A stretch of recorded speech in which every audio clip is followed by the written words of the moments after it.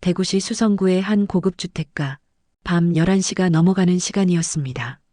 평소라면 조용한 주택가에 갑자기 큰 소리가 울려 퍼졌어요. 왜 막내만 더 주는 거야? 엄마, 우리도 똑같이 받아야 할 권리가 있다고.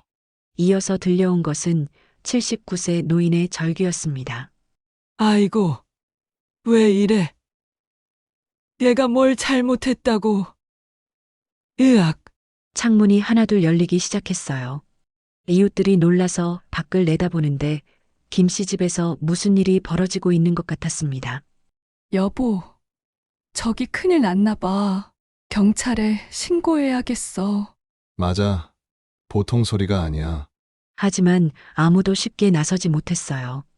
그 집은 이 동네에서도 유명한 부잣집이었거든요. 김말순 여사가 평생 의류 사업으로 일군 수백억대 재산의 주인이었으니까요.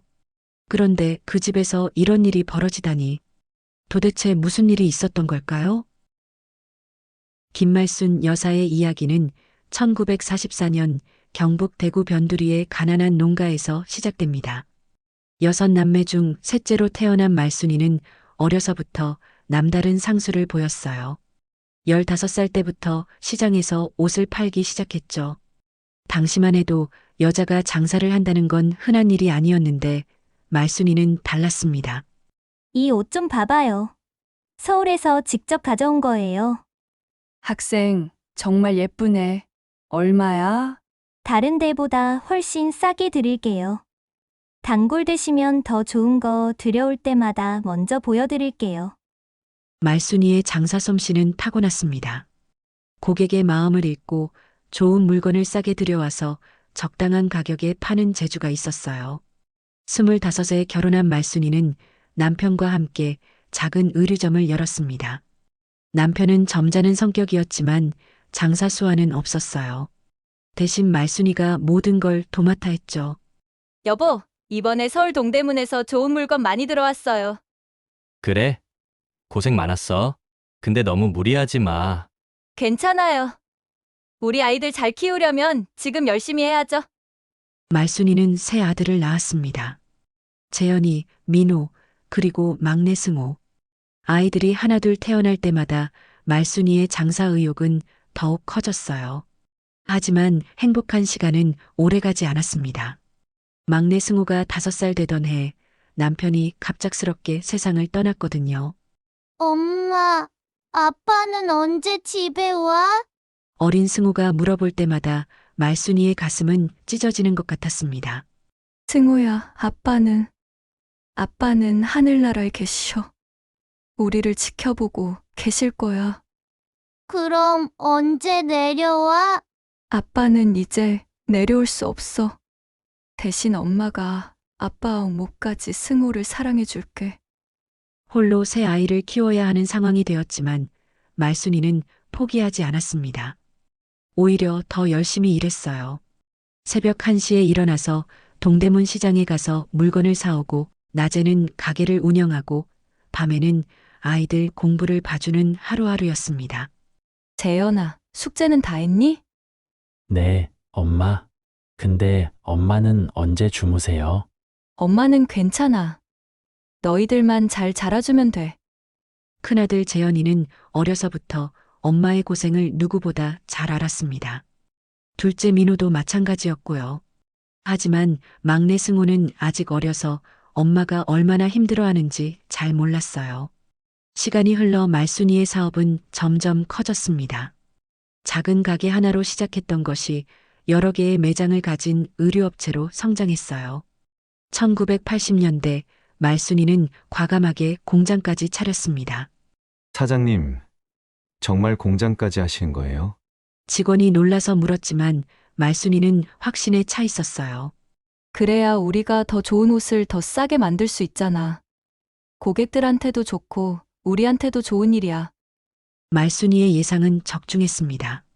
직접 생산한 의류는 품질도 좋고 가격도 합리적이어서 날개 돋친 듯 팔렸어요.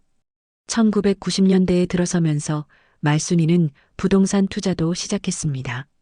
번 돈으로 대구 시내 좋은 곳에 건물을 하나둘 사들이기 시작한 거죠.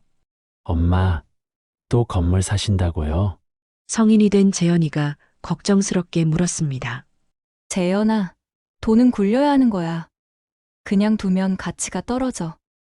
하지만 좋은 곳에 있는 건물은 시간이 지날수록 값어치가 올라가지. 말순이의 안목은 정확했습니다. 사들인 건물들의 가치는 해마다 치솟았어요. 2000년대에 접어들 무렵 말순이는 이미 대구에서도 손꼽히는 부자가 되어 있었습니다. 의류 사업과 부동산 투자로 모은 재산이 수백억 원에 이르렀거든요. 하지만 돈이 많아져도 말순이의 마음가짐은 변하지 않았어요. 여전히 검소하게 살았고 아이들에게도 돈의 소중함을 가르쳤습니다. 엄마, 우리 집이 부자라면서요? 어느 날 막내 승우가 물어봤어요. 승우야, 돈이 많다고 해서 함부로 쓰면 안 돼. 이 돈은 엄마가 수십 년 동안 피땀 흘려 모은 거야. 너희들도 열심히 살아야 해. 네, 엄마. 세 아들은 각자 다른 길을 걸었습니다. 큰아들 재현이는 사업을 시작했고 둘째 민호는 자영업을 했으며 막내 승우는 공무원이 되었어요. 하지만 말순 곁을 가장 많이 지켜준 건 막내 승우였습니다. 엄마, 오늘 병원 가는 날이죠? 제가 모셔다 드릴게요. 승호야, 너 일 바쁘잖아. 엄마, 일이 더 중요하죠. 형들은 바빠서 못 오시니까 제가 해야죠. 재현이와 민호는 자신들의 일에만 바빴습니다. 가끔 안부 전화는 했지만 직접 찾아와서 엄마를 돌보는 일은 거의 없었어요. 반면 승우는 결혼한 후에도 주말마다 엄마를 찾아왔고 무슨 일이 있으면 언제든 달려왔습니다. 말순이는 이런 승우가 고마웠지만 동시에 미안하기도 했어요. 승호야, 너만 너무 고생시키는 것 같아서 미안하다. 무슨 말씀이세요, 엄마? 저야말로 엄마께 받은 게 너무 많은데요. 이렇게 세월이 흘러 말순이는 79세가 되었고 이제 정말로 노후를 정리할 때가 되었다고 생각했습니다. 2023년 봄 말순이는 중요한 결정을 내렸습니다. 평생 모은 재산을 세 아들에게 미리 나눠주기로 한 거예요. 아들들아, 다 와봐라. 말순이는 세 아들을 불러 모았습니다. 재현이, 민호, 승우 모두 엄마의 진중한 목소리에 긴장했어요. 엄마, 무슨 일이세요? 승우가 물었습니다. 이제 엄마도 나이가 많잖아. 언제 어떻게 될지 모르니까 미리 재산을 정리하려고 해. 엄마, 갑자기 왜 그런 말씀을? 재현이가 당황해서 말했지만 말순이는 이미 마음을 정하고 있었어요. 아니야. 이제 때가 됐어. 너희들도 다 중년이 되었고 각자 살 길이 바쁘잖아. 말순이는 미리 준비해둔 서류들을 꺼냈습니다. 일단 너희 셋에게 각각 건물을 하나씩 줄 거야. 세 아들의 눈이 동시에 커졌어요. 재현아, 너는 중구에 있는 상가 건물? 임대 수익이 월 3천만 원 정도 나와. 엄마, 재현이는 감격해서 말을 잇지 못했습니다. 민호야, 너는 동구 쪽 오피스텔. 이것도 월 2,500만 원 정도 임대료가 들어와. 엄마, 정말 감사합니다. 민호도 눈물을 글썽였어요. 승호야, 너는 수성구에 있는 근생 건물. 임대료는 월 3,200만 원 정도야. 엄마, 저는 뭘...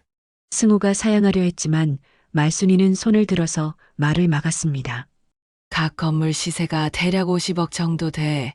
그러니까 너희 셋이 다 비슷하게 받는 거지. 세 형제는 모두 감격했어요.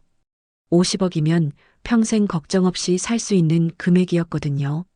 하지만 말순이의 이야기는 여기서 끝나지 않았습니다. 그런데 승호야, 너한테는 조금 더 줄 게 있어.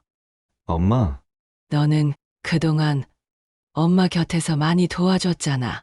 다른 형들은 바빠서 못 와도 너는 항상 와서 병원도 모셔다 주고 심부름도 해주고. 재현이와 민호의 표정이 조금 굳어졌어요. 그래서 너한테는 현금 10억하고 팔공산 자락에 있는 땅도 줄 거야. 엄마, 그건 너무. 승호가 당황해서 손사래를 쳤지만 말순이는 확고했습니다. 아니야. 고생을 같이 나눈 아이에게 조금 더 주는 게 뭐가 잘못이냐. 이건 엄마 마음이야. 그 순간 재현이와 민호의 얼굴에 미묘한 변화가 일어났어요. 감사함보다는 다른 감정이 스며들기 시작했습니다. 엄마, 그럼 저희는 재현이가 말을 꺼내려다가 멈췄어요. 너희들도 충분히 받았잖아. 50억씩이면 적은 돈이야? 아, 아니요. 감사합니다. 하지만 민호의 목소리에는 진정성이 없었어요. 승호는 형들의 표정을 보고 불안해졌습니다. 엄마, 저는 건물만으로도 충분해요. 다른 건 형들이 나눠 가지세요. 안 돼. 엄마가 주는 거 고마이 받아. 이건 너희 몫이야. 법률사무소에서 증여 서류를 작성하는 날 분위기는 생각보다 차가웠어요. 정말 이렇게 하시는 거죠?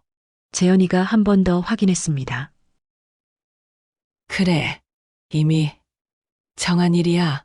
서류에 도장을 찍으면서도 재현이와 민호는 계속 승호를 힐끗힐끗 쳐다봤어요.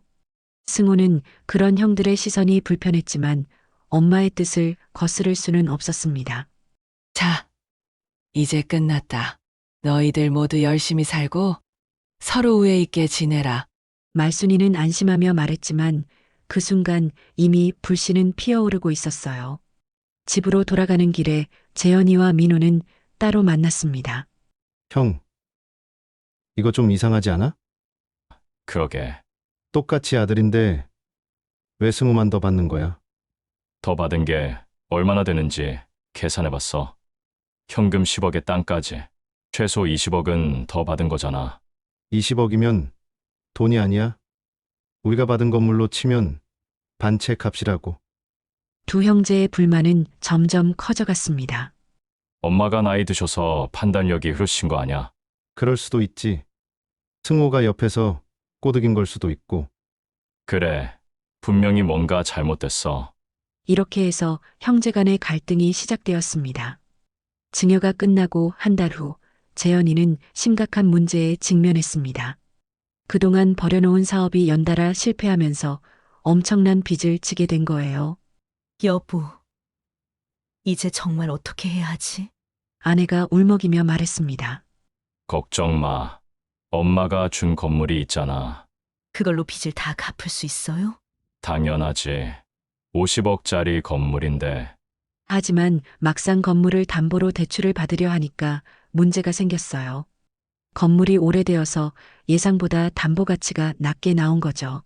고객님, 이 건물은 30억 정도로 평가됩니다. 은행 직원의 말에 재현이는 당황했어요. 뭔 소리예요? 50억짜리 건물이라고 했는데. 시세는 그럴 수 있지만 담보 평가는 다릅니다. 게다가 이 건물은 재개발 예정 구역이어서. 재현이는 머리를 쥐어뜯었습니다. 30억으로는 빚을 다 갚을 수 없었거든요. 한편 민호도 비슷한 상황이었어요. 자영업을 하면서 진 빚이 눈덩이처럼 불어났는데 받은 건물만으로는 해결이 안 되는 상황이었습니다. 형, 만나서 얘기해야겠어. 민호가 재현에게 전화를 걸었어요. 나도 너한테 전화할 생각이었어. 오늘 저녁에 만나자. 두 형제는 대구 시내 소주집에서 만났습니다.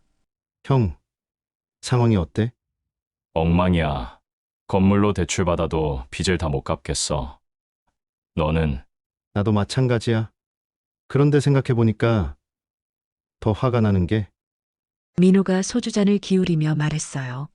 승우는 건물도 받고 현금도 받고 땅도 받았잖아. 그 돈이면 우리 빚 다 갚고도 남을 텐데. 그러니까 똑같은 아들인데 왜 차별하는 거야? 재현이도 속이 상했어요. 승호가 뭘 그렇게 잘했다고 더 받는 거야? 우리도 나름대로 엄마한테 잘했는데 병원 몇 번 모셔다 드린 게 그렇게 큰 일이야? 우리는 사업하느라 바빴던 것뿐이잖아. 술이 들어가면서 두 형제의 불만은 점점 커졌어요. 생각해보니까 엄마가 요즘 많이 깜빡깜빡하시잖아. 민호가 조심스럽게 말했습니다. 그러게. 나이 드시니까 판단력이 떨어지신 것 같아. 혹시 승호가 옆에서 뭔가 얘기한 거 아닐까? 그럴 수도 있지. 승호 그놈이 엄마 꼬드린 거야. 분명히. 두 형제는 점점 승호에 대한 원망과 의심을 키워갔습니다. 형, 이대로 있을 수는 없어. 그럼 어떻게 해? 엄마한테 가서 다시 얘기해봐야지. 똑같이 나눠달라고. 엄마가 들어주실까? 들어줘야지. 우리도 엄마 아들인데. 그날 밤 두 형제는 더 많이 마셨어요. 술에 취한 그들의 대화는 점점 위험해졌습니다. 정말 생각해보니까 억울해 죽겠어. 우리가 그냥 있으니까 만만하게 보는 거야. 승호만 챙겨주고 우리는 뭐야? 몇 주가 지나면서 두 형제는 자주 만나서 술을 마셨어요. 만날 때마다 화제는 항상 똑같았습니다. 엄마의 불공평한 증여, 승호에 대한 원망.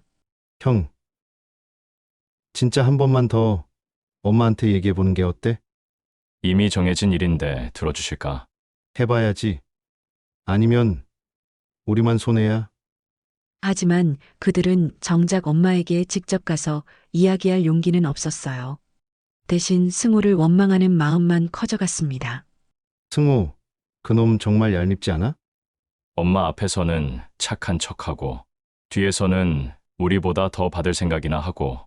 우리가 사업 실패하고 빚에 시달리는 것도 모르면서. 두 형제의 마음속에는 점점 어두운 감정이 자라고 있었어요. 감사해야 할 50억의 선물은 잊어버리고 승우가 더 받은 것에만 집착하게 된 거죠.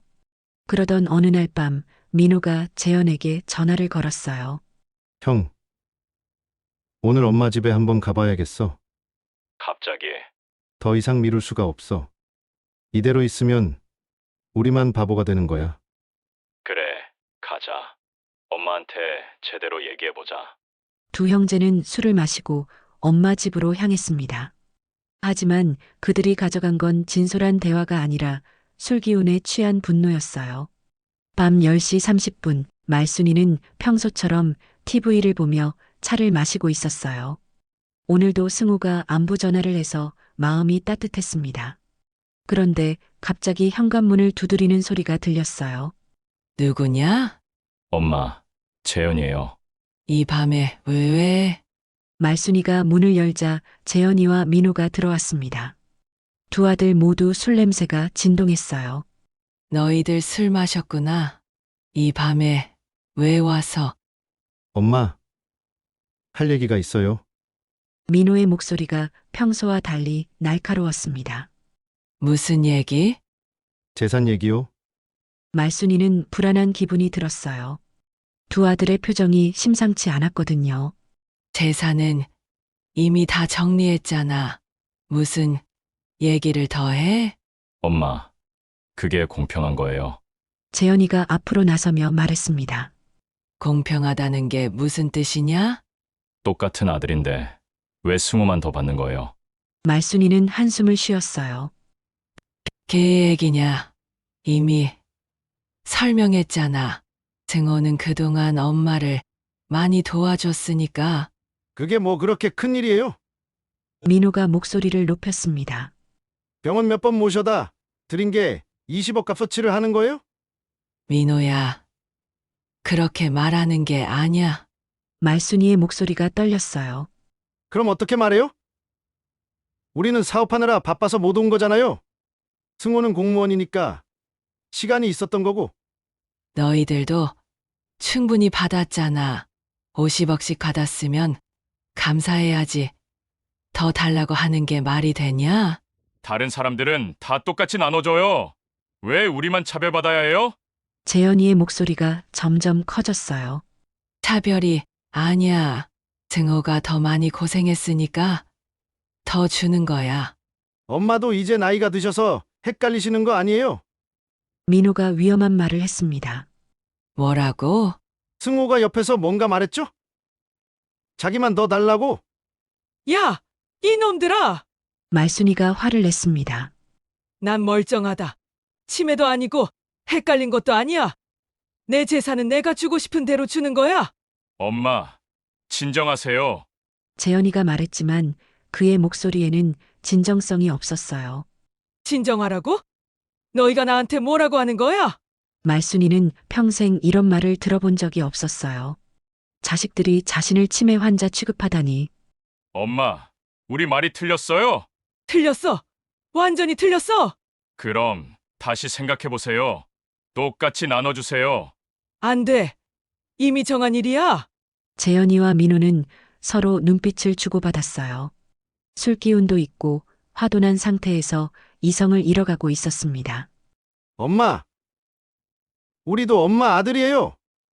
민호가 소리쳤습니다. 그러니까 50억씩 준 거 아니야. 그것도 모자라?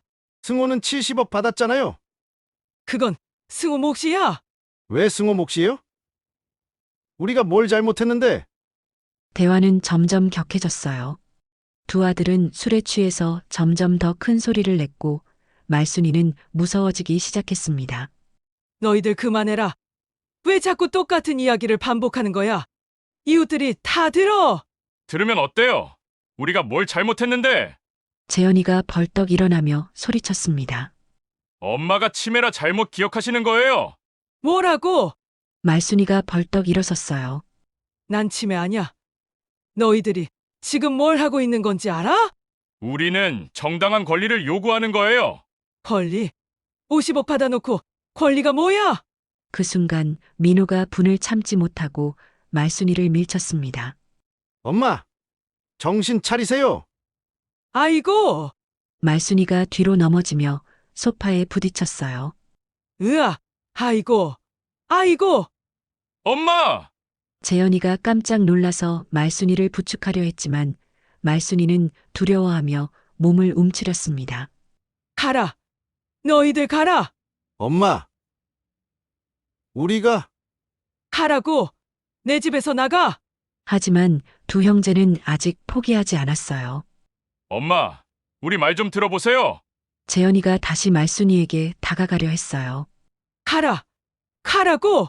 말순이가 소리를 지르며 재현이를 밀어냈습니다. 하지만 79세 노인의 힘으로는 어쩔 수 없었죠. 엄마, 왜 이렇게 고집을 피우세요? 재현이도 화가 나서 말순이의 손목을 잡았어요. 놔라! 승호만 편애하지 말고 우리 말도 좀 들어보세요. 아이고! 놔달라고! 말순이의 비명소리가 집안에 울려 퍼졌습니다. 이웃들이 창문을 열고 내다보기 시작했어요. 뭔 일이야? 저 집에서? 김씨 집인 것 같은데 무슨 소리가 저렇게 나? 집안에서는 여전히 실랑이가 벌어지고 있었어요. 엄마! 다시 생각해보세요. 안 돼! 절대 안 돼! 그럼 우리는 어떻게 살라고 해요? 민호가 다시 말순이를 밀쳤습니다. 아이고! 말순이가 바닥에 주저앉으며 울기 시작했어요. 내가 뭘 잘못했다고. 수백억 재산 나눠줬더니 더 달라고. 엄마, 지금 울게 아니라 제대로 생각해보세요. 생각할 게 뭐 있어. 이미 다 정한 일이야. 두 형제는 술에 취해서 더 이상 무엇이 옳고 그른지 판단할 수 없었어요. 오직 자신들이 손해봤다는 생각만 가득했습니다. 엄마가 정신을 못 차리시네. 재현이가 소리치며 다시 말순이에게 다가갔어요. 가라! 제발 가라! 말순이의 절규가 밤 공기를 갈랐습니다. 그 시각 집에서 가족들과 저녁을 먹고 있던 승호는 이상한 전화를 받았어요. 여보세요. 승호 씨죠? 저는 옆집에 사는 박민수라고 하는데요. 저번에 주차 때문에 전화한 번호가 있어서 연락드렸어요. 아, 안녕하세요. 근데 무슨 일이세요? 지금 어머님 집에서 무슨 일이 벌어지고 있는 것 같은데 소리가 너무 심해서요. 승호는 깜짝 놀랐습니다. 네. 무슨 소리요? 비명, 소리랑 고함 소리가 계속 나고 있어요. 혹시 확인해 보시는 게. 지금 당장 갈게요. 승호는 급히 집을 나섰어요. 운전하는 내내 가슴이 두근거렸습니다. 엄마한테 무슨 일이 생긴 거야? 20분 만에 엄마 집에 도착한 승호는 집안에서 들려오는 소리에 깜짝 놀랐어요. 가라! 제발 가라! 엄마의 절규였습니다. 승호는 급히 현관문을 열고 들어갔어요. 엄마! 거실에서 본 광경에 승호는 경악했습니다.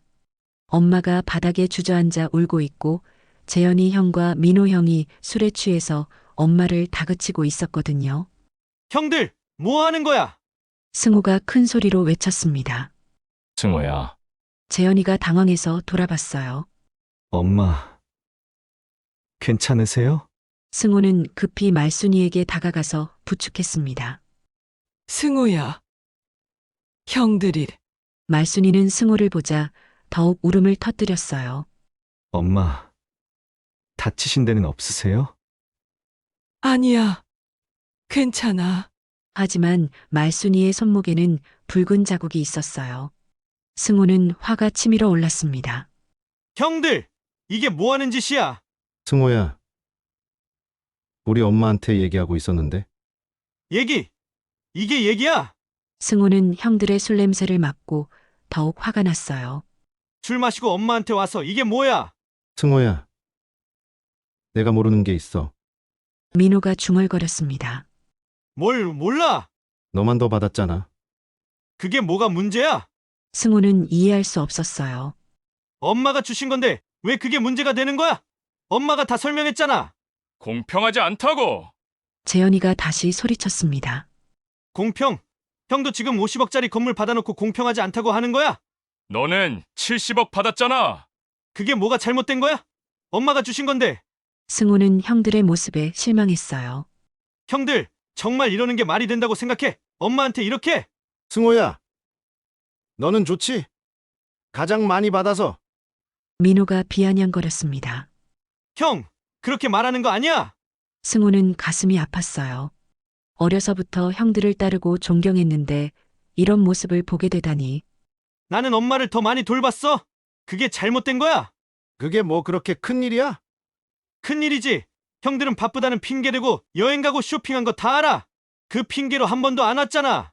승호의 목소리가 떨렸어요. 엄마 병원 갈 때도 아플 때도 외로울 때도 항상 내가 반찬아 월찬해서 왔다고. 그거 가지고 20억을 더 받을 일이야? 재현이가 따졌습니다. 돈이 문제야? 지금 승호는 형들이 이해가 되지 않았어요.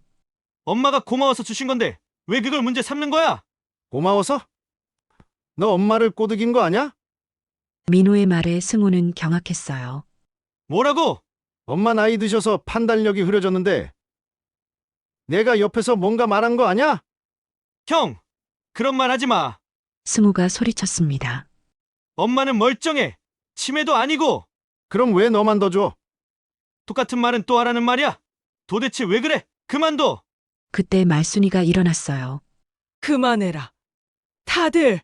79세 노인의 목소리였지만 힘이 있었어요. 재현아, 민호야, 너희들이 지금 뭘 하고 있는지 아냐? 두 아들은 잠시 조용해졌어요. 엄마가 평생 모은 재산을 나눠줬더니 더 달라고 엄마를 때리고 있잖아. 엄마, 우리가 때린 게 아니라 때린 거야. 밀치고 손목 잡은 게 때린 게 아니면 뭐야? 말순이는 분노했어요. 50억씩 받았으면 감사해야지. 더 달라고 하는 게 말이 되냐? 엄마, 우리 말을 들어보세요. 재현이가 다시 말하려 했지만 말순이는 단호했어요. 들을 말이 없어. 너희들 지금 당장 나가! 엄마, 나가라고! 다시는 내 앞에 나타나지 마! 승호는 어떻게 해야 할지 몰랐어요. 형들도 가족이고 엄마도 가족인데. 형들, 오늘은 집 가. 술 깨면 다시 이야기해.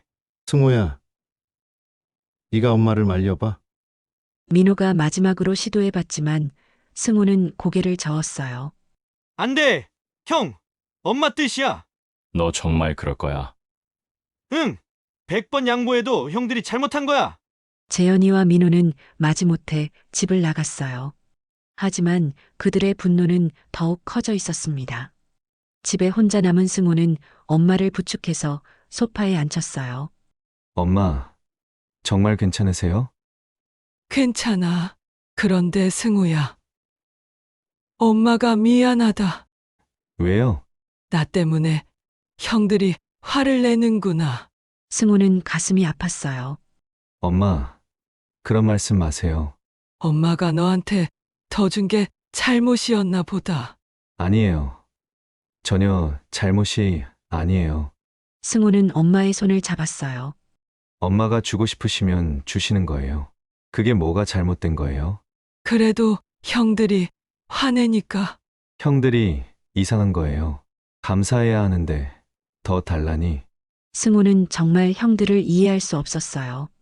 엄마, 이제 경찰에 신고해야겠어요. 경찰. 네, 이건 폭행이에요. 말순이는 망설였어요. 아무리 그래도 자식들을 경찰에 신고한다는 게 승호야. 그래도 내 형들인데. 형들이 먼저 선을 넘었어요. 승호는 단호했어요. 이런 일이 또 생기면 어떻게 해요? 그날 밤 승호는 경찰에 신고했습니다. 그리고 그 일은 곧 법정으로 향하게 되었어요. 한 달 후 대구지방법원에서 재판이 열렸습니다. 존속상해 혐의로 기소된 재현이와 민호, 그리고 피해자인 말순이와 증인인 승우가 법정에 섰어요. 피고인들은 혐의를 인정합니까? 판사의 질문에 재현이가 답했습니다. 아니요, 인정하지 않습니다. 어떤 부분을 인정하지 않습니까? 저희가 어머니를 때린 적이 없습니다. 단지 대화 중에 실수로 밀친 것뿐입니다. 민호도 같은 입장이었어요. 저희는 어머니와 재산 분할에 대해 대화를 나누려고 했을 뿐입니다. 폭행할 의도는 전혀 없었습니다.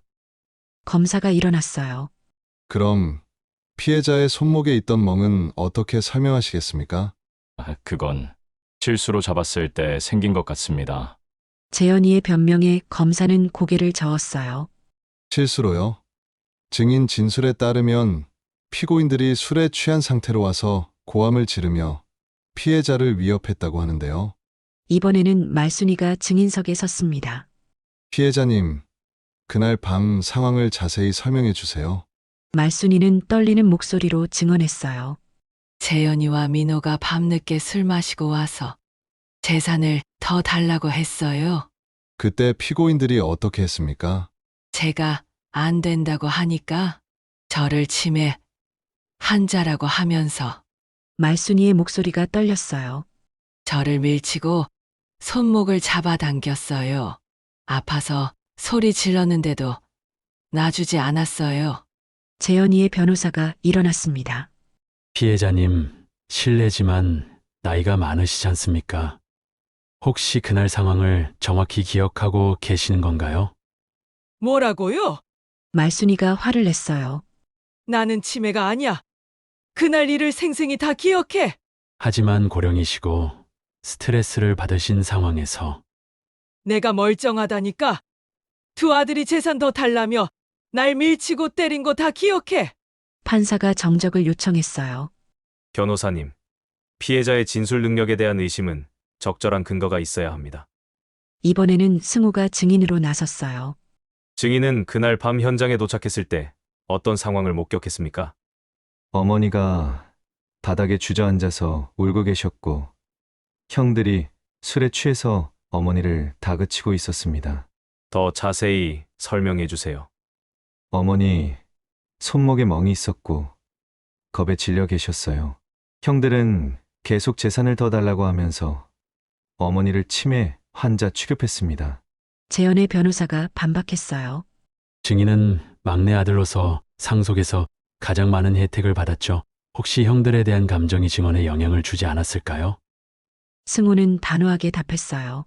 저는 그날 본 것을 그대로 말씀드리는 거예요.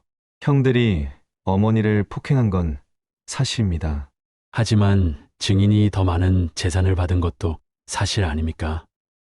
네, 맞습니다. 하지만 그건 어머니가 주신 거예요.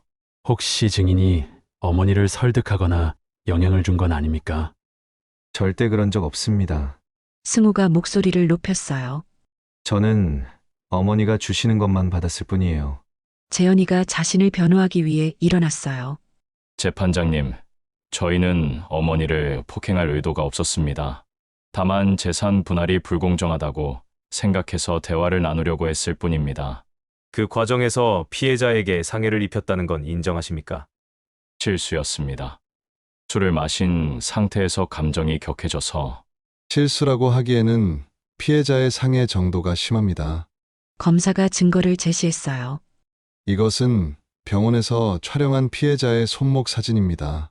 단순한 실수로 생기기에는 멍해 정도가 심합니다. 사진을 본 판사는 심각한 표정을 지었어요. 피고인들, 이에 대해 어떻게 설명하시겠습니까? 재현이와 민호는 할 말이 없었어요. 이번에는 이웃 주민들이 증인으로 나섰습니다. 그날 밤 피고인들의 소리를 들었습니까? 네, 고함 소리가 너무 커서 잠에서 깼어요. 어떤 내용이었습니까? 재산을 더 달라는 소리하고 할머니 비명 소리가 들렸어요. 평소 피해자의 정신 상태는 어떠했습니까? 할머니는 정정하세요. 치매라니 말도 안 됩니다. 항상 또박또박 말씀하시고 기억력도 좋으셔요. 또 다른 이웃도 증언했어요. 피고인들이 평소 어머니께 어떻게 했는지 봤습니까? 가끔 와서 돈 달라고 큰 소리 치는 걸 봤어요. 특히 술 마시고 와서 행패 부리는 일이 한두 번이 아니었어요. 이 증언에 재현이와 민호는 당황했어요. 재판은 몇 차례 더 열렸지만 결과는 뻔했어요.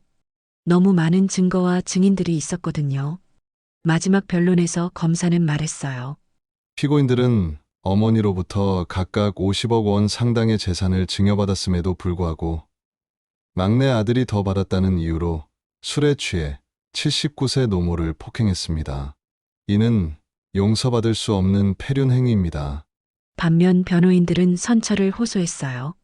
피고인들도 경제적 어려움에 처해 있었고 일시적으로 판단력을 잃었을 뿐입니다. 하지만 판사의 판단은 엄중했습니다. 피고인들의 행위는 존속에 대한 상해죄에 해당하며 특히 재산을 증여받은 직후 더 많은 재산을 요구하며 폭행한 것은 매우 악질적입니다. 한 달 후 선고 공판에서 판사는 다음과 같이 판결했습니다. 피고인 김재현, 김민호에게 각각 징역 1년 6월을 선고합니다. 법정에 있던 모든 사람들이 숨을 죽였어요. 다만 피고인들이 초범이고 반성하고 있는 점을 고려하여 2년간 집행유예를 선고합니다. 재현이와 민호는 안도의 한숨을 쉬었지만 판사의 말은 끝나지 않았어요. 또한 피고인들의 상속권 일부를 제한하는 것이 적절하다고 판단됩니다. 이 말에 두 형제는 얼굴이 새하얗게 되었어요. 본법원은 피고인들이 존속에 대한 폭행으로 상속 결격 사유에 해당한다고 봅니다.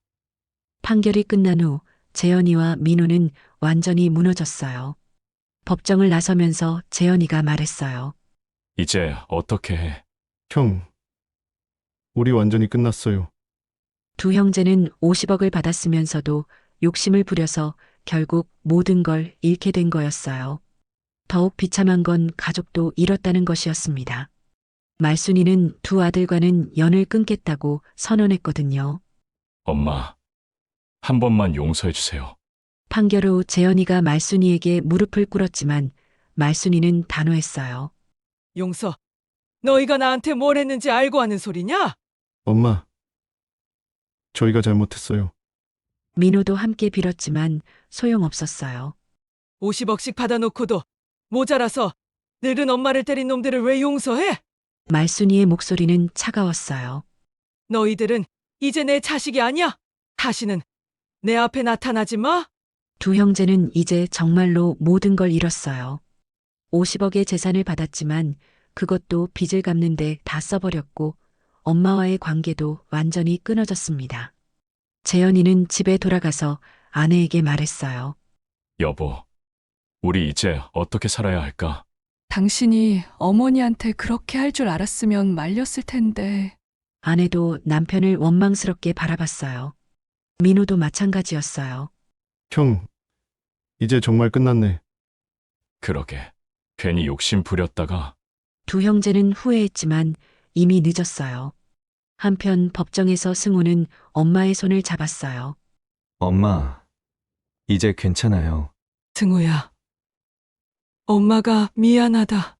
너 때문에 형들이. 엄마, 그런 말씀 마세요. 형들이 잘못한 거예요. 승우는 정말 형들이 이해되지 않았어요. 어떻게 그럴 수 있는지. 엄마, 이제 우리 조용한 곳으로 이사 가요. 어디로? 팔공산 자락에 좋은 전원주택이 있어요. 거기서 평온하게 사세요. 말순이는 고개를 끄덕였어요. 그래. 이제 정말 조용한 곳에서 살고 싶다.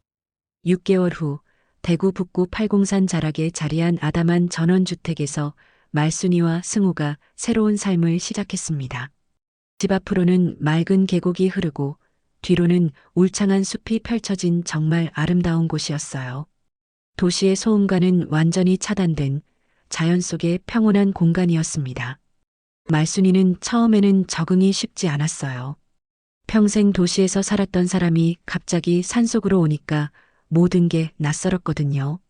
하지만 시간이 지나면서 이곳의 매력을 느끼기 시작했습니다. 아침이면 새소리로 잠에서 깨고 저녁에는 계곡 소리를 들으며 잠이 들었어요. 도시에서 느꼈던 답답함이 사라지고 마음도 점점 평화로워졌습니다. 승우는 주말마다 이곳에 와서 엄마와 함께 시간을 보냈어요. 마당에서 텃밭을 가꾸고 근처 산책로를 함께 걸으며 대화를 나누었습니다. 어느 가을날 오후 두 사람은 마당에 놓인 평상에서 차를 마시고 있었어요. 단풍이 물들기 시작한 팔공산의 풍경이 그림 같았습니다. 엄마, 여기 오길 잘했죠? 승우가 따뜻한 차를 한 모금 마시며 말했어요. 그래. 정말 좋다. 마음이 이렇게 편한 건 오랜만이야. 말순이는 멀리 보이는 산들을 바라보며 조용히 답했습니다. 79세의 나이에도 그의 눈빛은 여전히 맑고 단단했어요. 그때 생각하면 정말 악몽 같았어요. 승우가 조심스럽게 말했습니다. 그래. 내가 평생 살면서 그런 일을 당할 줄은 몰랐어. 말순이의 목소리에는 이제 분노보다는 깊은 슬픔이 배어 있었어요. 50억씩 줬는데도 모자라다니? 정말 이해할 수가 없었지. 두 사람은 잠시 말없이 차를 마셨습니다. 바람에 흔들리는 나뭇잎 소리만이 정막을 깨뜨렸어요. 엄마, 혹시 형들이 그리우세요? 승우가 조심스럽게 물었습니다. 말순이는 한참을 생각하더니 천천히 답했어요. 그립긴 하지. 아무래도 내가 낳고 기른 자식들인데, 하지만 그리움과 용서는 별개야. 승호야, 돈이 사람을 그렇게 변하게 만드는구나. 내가 이제서야 깨달았어. 말순이는 찻잔을 내려놓고 먼 곳을 응시했습니다. 평생 돈 벌겠다고 정신없이 살았는데 그 돈이 결국 내 가족을 무너뜨렸어. 엄마, 그런 말씀 마세요. 엄마가 잘못하신 게 아니에요. 아니야. 내가 잘못했어. 아이들한테 돈의 소중함은 가르쳤지만 사람의 소중함을 제대로 가르치지 못했나 봐. 승우는 엄마의 말에 할 말이 없었어요. 형들의 모습을 떠올리니 가슴이 아팠습니다. 하지만 다행히 너는 달라. 말순이가 승우를 바라보며 미소 지었어요. 너는 돈보다 사람을 더 소중히 여기는구나. 그게 얼마나 다행인지 모르겠어. 제가 특별한 게 아니에요. 당연한 거죠. 당연한 게 아니야. 요즘 세상에 그게 얼마나 어려운 일인데. 두 사람은 다시 조용해졌습니다. 석양이 지면서 하늘이 붉게 물들어가고 있었어요. 엄마, 이제 제가 지켜드릴게요. 승우가 진심을 담아 말했습니다. 앞으로는 아무 걱정 마시고 이렇게 편안하게 사세요. 고마워. 승우야, 정말 고마워. 말순이의 눈에 눈물이 글썽였어요. 수백억 재산보다 소중한 건 내 마음이야. 이제야 그걸 깨달았어. 그때 멀리서 새들이 지저귀는 소리가 들려왔어요. 하루를 마감하며 둥지로 돌아가는 새들의 평화로운 소리였습니다. 승호야, 내가 너한테 물려줄 게 별로 없어. 말순이가 갑자기 말했어요. 무슨 말씀이세요? 엄마는 이미 충분히 많이 주셨어요. 돈 말고 진짜 중요한 거 말이야. 진짜 중요한 거요? 그래. 사람답게 사는 법. 감사할 줄 아는 마음. 욕심 부리지 않는 법. 이런 걸 말이야. 승호는 엄마의 말에 깊이 공감했어요. 엄마께서 저한테 가르쳐 주신 가장 소중한 것들이네요. 그래. 그게 진짜 유산이야. 돈은 없어질 수 있지만 마음은 평생 가는 거니까. 두 사람은 해가 완전히 질 때까지 그렇게 앉아 있었어요. 별다른 말은 없었지만 서로의 마음이 통하는 따뜻한 시간이었습니다. 그날 밤 말순이는 오랜만에 깊은 잠에 들었어요. 도시에서 살 때처럼 복잡한 생각이나 걱정이 없었습니다. 단지 맑은 공기와 자연의 소리, 그리고 곁에 있는 승호의 존재만으로도 충분했어요.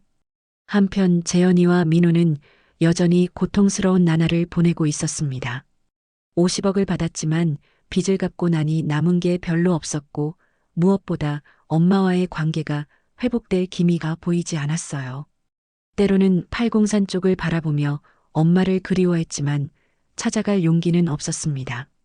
자신들이 저지른 일이 얼마나 큰 잘못이었는지 이제야 깨닫게 되었거든요.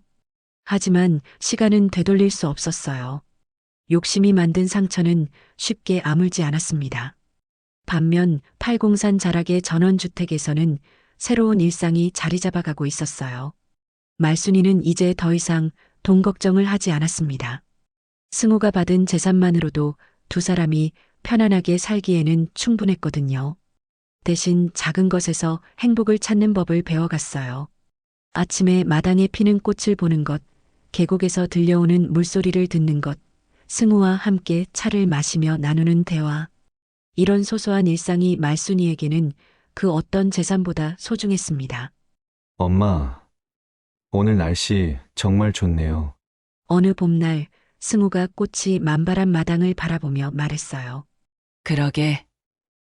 이렇게 아름다운 곳에서 살 수 있다니 정말 감사해. 말순이도 만족스러운 미소를 지었습니다. 엄마, 행복하세요? 응. 정말 행복해. 너와 함께 있으니까. 두 사람의 대화는 언제나 이렇게 따뜻했어요. 복잡한 이해관계나 계산이 없는 순수한 가족에만 있었습니다. 계절이 바뀌어 겨울이 왔을 때 말순이는 승호에게 말했어요. 승호야, 엄마가 이제 정말 후회하지 않아. 무엇을요? 너한테 더 많이 준 건 말이야. 그게 옳은 선택이었어. 승호는 고개를 저었어요. 엄마, 저는 그냥 해야 할 일을 한 것뿐이에요. 아니야. 요즘 세상에 그게 얼마나 어려운 일인데. 말순이는 창밖으로 내리는 눈을 바라보며 생각에 잠겼습니다. 평생 돈만 벌었는데 정작 중요한 건 돈이 아니었구나. 무엇이 중요한 거예요? 사람이지. 진심으로 나를 생각해주는 사람 한 명이 수백억보다 소중한 거야. 이 말에 승호는 깊이 공감했어요. 형들이 50억을 받고도 더 달라고 했던 모습과 지금 아무것도 바라지 않고 함께 있어주는 자신의 마음을 비교해보니 그 차이가 명확했습니다. 엄마, 저도 많이 배웠어요.